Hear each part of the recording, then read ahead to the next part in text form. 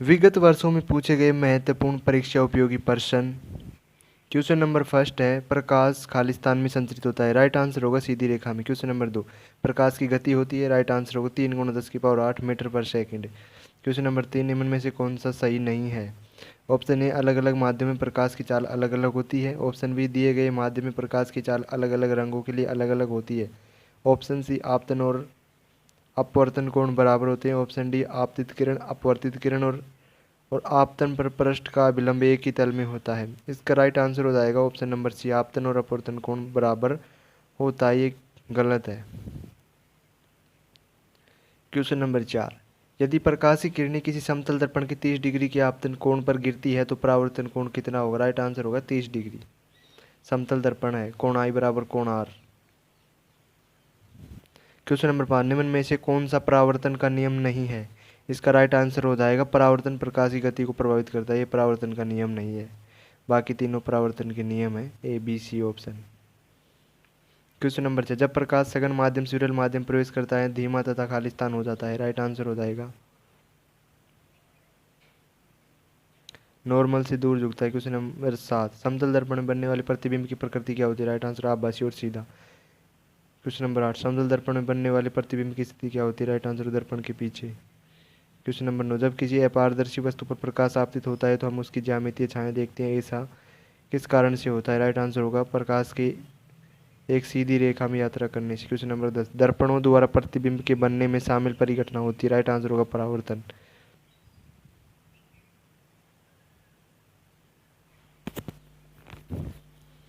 Question number 11, गोलीय दर्पण द्वारा उत्पन्न आवर्धन खालिस्तान के बराबर होता है। राइट आंसर होगा प्रतिबिंब की ऊंचाई बटा वस्तु की ऊंचाई। क्वेश्चन नंबर 12, अवतल दर्पण का वक्रता केंद्र कहाँ स्थित होता है। राइट आंसर होगा दर्पण के सामने। क्वेश्चन नंबर 13, एक वस्तु को अवतल दर्पण के फोकस और ध्रुव के बीच रखा जाता है, निर्मित प्रतिबिंब कैसा होगा। राइट आंसर हो जाएगा इसका आभासी, सीधा एवं बड़ा। क्वेश्चन नंबर 14, किसी दिए गए गोलीय दर्पण के वक्रता केंद्र और ध्रुव को जोड़ने वाली रेखा को कहा जाता है। राइट आंसर हो जाएगा मुख्य अक्ष। क्वेश्चन नंबर 15, गोलीय दर्पण के मुख्य फोकस के बारे में निम्नलिखित में से कौन सा सत्य नहीं है। राइट आंसर हो जाएगा ऑप्शन नंबर सी, केवल थर्ड सही नहीं है। मुख्य फोकस वह बिंदु है जहाँ से परावर्तन के बाद सभी आपतित किरणें मिलती है। ये गलत है। क्वेश्चन नंबर 16, जब आप चम्मच के सामने वाले भाग को देखते हैं, चम्मच में आपका एक उल्टा प्रतिबिंब बनता है। चम्मच का सामने वाला भाग किस तरह कार्य करता है। राइट आंसर होता है अवतल दर्पण की भांति कार्य करता है। क्वेश्चन नंबर 17, दर्पण सूत्र के अनुसार गोलीय दर्पण की फोकस दूरी की बराबर होती है। गोलीय दर्पण की फोकस दूरी होती है यूवी अपॉन में यू प्लस में वी। क्वेश्चन नंबर 18, उत्तल दर्पण का प्रयोग किस में किया जाता है। राइट आंसर होगा वाहनों में रियर व्यू मिरर, पीछे के वाहनों को देखने के लिए। क्वेश्चन नंबर 19, दर्पण सूत्र क्या है। दर्पण सूत्र हो जाएगा, राइट आंसर हो जाएगा 1/u प्लस 1/v बराबर हो जाएगा 1/f। ये दर्पण सूत्र है। क्वेश्चन नंबर 20, कौन सी परिघटना पृथ्वी के वायुमंडल में प्रकाश की किरण को मुड़ने का कारण बनती है। राइट आंसर होगा वायुमंडलीय अपवर्तन। क्वेश्चन नंबर 21, उसी परिघटना का नाम बताइए जिसके कारण कांच के प्रिज्म से गुजरते समय सफेद प्रकाश 7 प्रकरणों में विभाजित हो जाता है। राइट आंसर होगा परिक्षेपण। क्वेश्चन नंबर 22, तारों के टिमटिमाने में कौन सी घटना होती है। राइट आंसर होगा वायुमंडलीय अपवर्तन। क्वेश्चन नंबर 23, प्रकाशिक तंतु किस सिद्धांत पर कार्य करता है। राइट आंसर होगा टोटल इंटरनल इफेक्ट, पूर्ण आंतरिक परावर्तन, TIR। क्वेश्चन नंबर 24, एक वस्तु को एक अवतल लेंस के मुख्य फोकस पर रखा जाता है, इनमें से कौन सा विकल्प निर्मित प्रतिबिंब के अभिलक्षणों को निरूपित करता है। राइट आंसर हो जाएगा आभासी और अत्यधिक छोटा होगा। क्वेश्चन नंबर 25, गोली लेंस बनाने में निम्न में से किस पदार्थ का उपयोग नहीं किया जा सकता। राइट आंसर हो लकड़ी का उपयोग नहीं किया जा सकता। क्वेश्चन नंबर 26, जब कोई किरण उत्तल लेंस के मुख्य अक्ष के समांतर आपतित होती है तो अपवर्तित किरण खालिस्तान से होकर गुजरेगी। राइट आंसर हो जाएगा इसका मुख्य फोकस से गुजरेगी। क्वेश्चन नंबर 27, जल में डूबे हुए कुछ कांच के कंचों को देखने पर उनका आकार वास्तविक आकार से बड़ा दिखाई देता है, ऐसा होता है क्योंकि जल एक खालिस्तान के रूप में कार्य करता है। राइट आंसर होगा उत्तल लेंस की भांति। क्वेश्चन नंबर 28, एक लेंस की फोकस दूरी उसकी क्षमता के बीच सही संबंध क्या होगा। P बराबर 1/f। क्वेश्चन नंबर 29, एक उत्तल लेंस की फोकस दूरी होती है। राइट आंसर धनात्मक। उत्तल लेंस की फोकस दूरी धनात्मक होती है, अवतल की ऋणात्मक होती है। क्वेश्चन नंबर 30, जब सफेद प्रकाश कांच के प्रिज्म पर पड़ता है तो किस वर्ण में अधिकतम विचलन होता है। राइट आंसर होगा बैंगनी। क्वेश्चन नंबर 31, जब सफेद प्रकाश की पतली किरण जो प्रिज्म से गुजरता है तो प्रकाश वर्ण विक्षेपित होता है। क्वेश्चन नंबर 32, एक त्रिभुजाकार कांच के प्रिज्म के माध्यम से अपवर्तित होने वाली प्रकाश किरण के लिए विचलन कोण के बीच का कोण होता है। राइट आंसर हो जाएगा ऑप्शन नंबर डी, आपतित किरण और निर्गत किरण। क्वेश्चन नंबर 33, वायु के सापेक्ष जल एवं कांच के अपवर्तनांक क्रम से 4/3 तथा 3/2 है। कांच के सापेक्ष जल का अपवर्तनांक ज्ञात कीजिए। ये क्वेश्चन बहुत इंपॉर्टेंट है। इसका राइट आंसर हो जाएगा 8/9। दिया गया है क्या, वायु के सापेक्ष जल का अपवर्तनांक 4/3 और वायु के सापेक्ष कांच का अपवर्तनांक 3/2 और कांच के सापेक्ष अपने जल का अपवर्तनांक पूछ रहा है, यानी GMW बराबर हो जाएगा NMW बटा में NMG। NM कट जाएगा, 4/3 बटा में 3/2 यानी हो जाएगा 8/9। कांच के सापेक्ष जल का अपवर्तनांक 8/9 हो जाता है।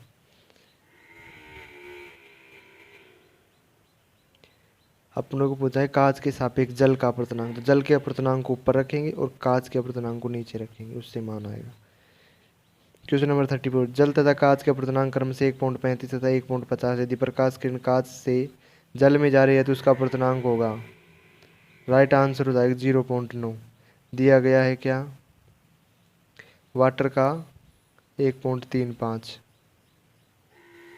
और ग्लास का 1.50। अपने को पूछ रहा है कांच से जल में, कांच से जल में तो वाटर का ऊपर आएगा 1.35 बटा में 1.50। राइट आंसर हो जाएगा 0.9। क्वेश्चन नंबर 35, जल का अपवर्तनांक 4/3 है तो प्रकाश जल में प्रकाश की गति क्या होगी। राइट आंसर हो जाएगा जल में प्रकाश की गति होगी 2.25 × 10⁸ मीटर पर सेकेंड। ये कैसे आया, जल का अपवर्तनांक 4/3 है, V बराबर C/m होता है। C का मान 3 × 10⁸ मीटर पर सेकेंड होता है बटा m अपने को दे रखा है 4/3। सोल्व करेंगे 2.25 × 10⁸ मीटर पर सेकेंड हो जाएगा। क्वेश्चन नंबर 36, एक माध्यम जिसका अपवर्तनांक सूचकांक 1.5 है तो प्रकाश की गति, गति पूछ रहा है इसमें।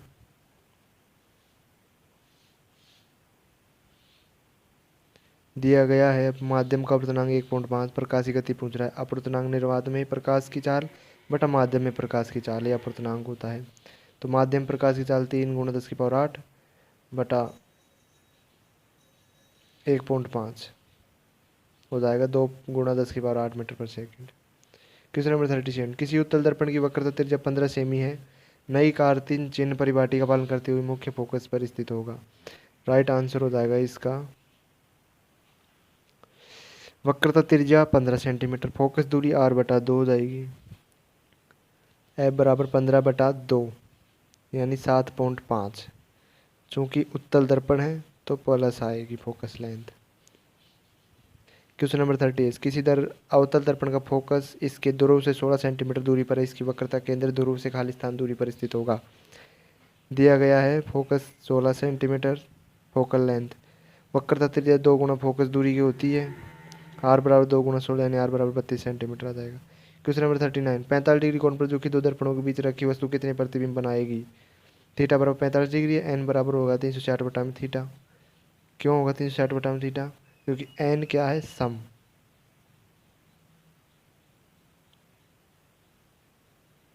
प्रतिबिंब की संख्या हो जाएगी n-1 यानी 8 - 1 बराबर 7। क्वेश्चन नंबर 40, किसी वस्तु को 18 सेमी दूरी वाले अवतल दर्पण के सामने 21 सेमी की दूरी पर रखा जाता है, दर्पण द्वारा उत्पादन आवर्धन क्या होगा। फोकल लेंथ -18 सेंटीमीटर, अवतल दर्पण है, u का 12 सेंटीमीटर, v और m पूछ रहा है तो 1/f बराबर 1/v प्लस 1/u। 1 में f का मान -18 बराबर 1/v माइनस 1/12। सोल्व करने पर आ जाएगा 1/v बराबर 1/36, v बराबर 36। आवर्धन m बराबर होता है -v/u। v का मान 36, u का मान -12, m बराबर +3 आवर्धन आ जाएगा। क्वेश्चन नंबर 41, किसी वस्तु को एक 12 सेमी फोकस दूरी वाले अवतल दर्पण के सामने 26 सेमी की दूरी पर उसके मुख्य अक्ष पर रखा गया है, इसका प्रतिबिंब बनेगा। राइट आंसर हो जाएगा ऑप्शन नंबर सी, f बराबर -12 सेमी, u बराबर -26 सेमी, v निकालना है 1/f बराबर 1/v प्लस 1/u से। फॉर्मूले मान रखेंगे, v बराबर माइनस का 22.22 आ जाएगा सेमी। वस्तु का प्रतिबिंब 12 सेमी और 24 सेमी के बीच स्थित किसी बिंदु पर बनेगा। क्वेश्चन नंबर 42, 1 सेमी आकार वाली किसी वस्तु को एक 16 सेमी फोकस लेंथ वाले अवतल दर्पण के सामने 24 सेमी की दूरी पर रखा गया है। निर्मित प्रतिबिंब होगा और इसकी ऊंचाई क्या होगी। दिया गया वस्तु का आकार 1 centimetre, focal length -16 centimetre, you minus का 24 सेंटीमीटर। v निकालेंगे 1/f बराबर 1/v प्लस 1/u फॉर्मूले से। v का मान -48 हो जाएगा, v बराबर -ve है। अतः प्रतिबिंब वास्तविक एवं उल्टा होगा। आवर्धन निकालेंगे m बराबर -v/u या I/o। तो इसका मान I बराबर हो जाएगा 2 सेंटीमीटर, माइनस का 2 centimetre.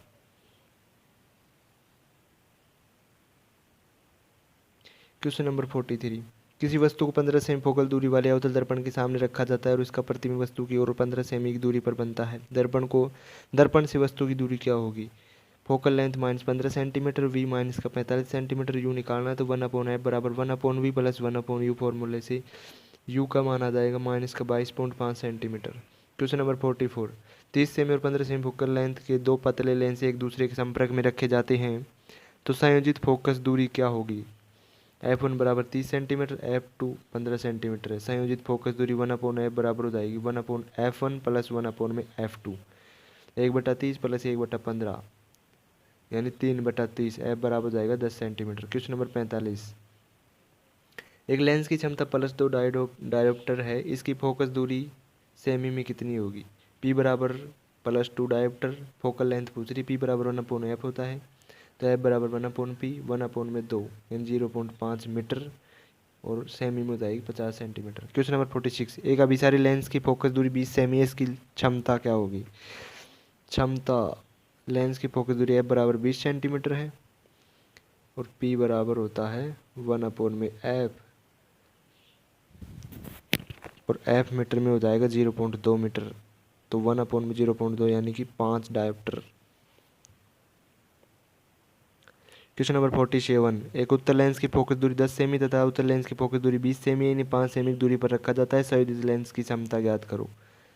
f1 10 semi, f2 minus का 20 सेंटीमीटर आएगा और बीच की दूरी है 5 सेंटीमीटर तो 1/f बराबर 1/f1 प्लस 1/f2 माइनस में x अपॉन में f1 f2 संयोजित है तो 1/10 प्लस 1/में माइनस का 20 माइनस के 5/10 गुणा माइनस का 20, ये हो जाएगा 2 माइनस में 1/20 प्लस 5/200। सोल्व करेंगे तो 15/200 यानी 3/40। f बराबर हो जाएगा 40/3 सेंटीमीटर और इसको 100 मीटर सेंटीमीटर को मीटर में बदलेंगे, 100 से गुणा करेंगे तो 2/15 मीटर आ जाएगा। अब p निकालना है तो p बराबर होता है 1/f। 1/f का मान है 2/15 तो हो जाएगा 15/2 यानी कि 7.5 डायोप्टर क्षमता हो जाएगी। क्वेश्चन नंबर 48, एक अवतल लेंस से 30 सेमी की दूरी पर रखी गई वस्तु द्वारा लेंस से 10 सेमी की दूरी पर आभासी सीधा प्रतिबिंब निर्मित होता है। लेंस द्वारा उत्पन्न आवर्धन कितना होगा। आवर्धन निकालना है, v बराबर -10 u बराबर -30। आवर्धन होता है m बराबर माइनस का v अपॉन में u, माइनस का 10 माइनस का 30 यानी 1/3 हो जाएगा।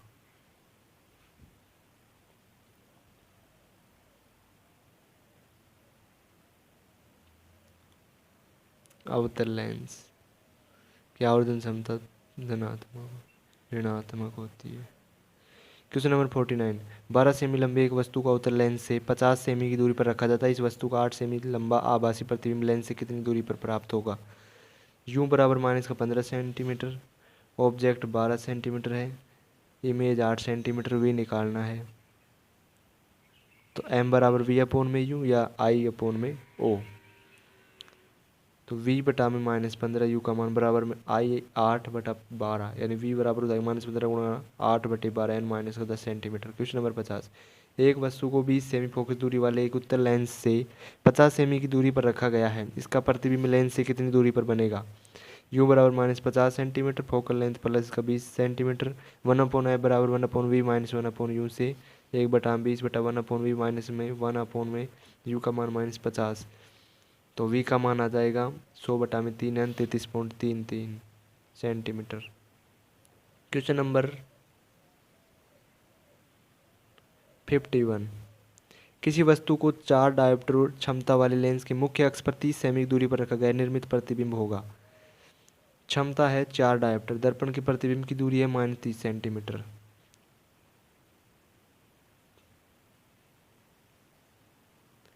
पी हो जाएगा 100/में, एफ बराबर 100/4 यानी कि 25 सेंटीमीटर फोकल लेंथ हो जाएगी। लेंस के सूत्र से 1/f बराबर 1/v माइनस 1/u, 1/25 बराबर 1/v प्लस 1/30 और 1/v बराबर हो जाएगी 1/25 माइनस 1/30 यानी 1/v बराबर हो जाएगी 6 माइनस 5/150 यानी कि प्लस का 150। v की धनात्मक चिन्ह दर्शाता है कि प्रतिबिंब लेंस के प्रकाशित केंद्र से दाईं ओर 150 सेमी पर बनता है तथा प्रतिबिंब वास्तविक तथा उल्टा होगा। Thanks for watching, like the video, subscribe.